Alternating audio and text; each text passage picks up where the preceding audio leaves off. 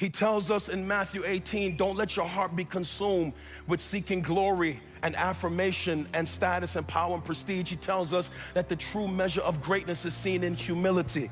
That you can have money and you can have status and you can have fame, but the true measure of greatness, God says, is seen in the humility of your character. He tells us in Matthew 18 that when we come into the kingdom, we should be childlike, for we're never called adults anywhere in the Word of God. He tells us in Matthew 18 that we should be humble in our dealings with one another. He tells us in Matthew 18 that as we interact with one another, we should interact with one another as if we are interacting with Christ himself. He tells us in Matthew 18 that we should not be the cause of somebody else stumbling or being led into sin. He tells us in Matthew 18 that when we see sin patterns in our life that are destructive, that we should protect ourselves and protect others by cutting out those sinful patterns in our life. He tells us in Matthew 18 that we should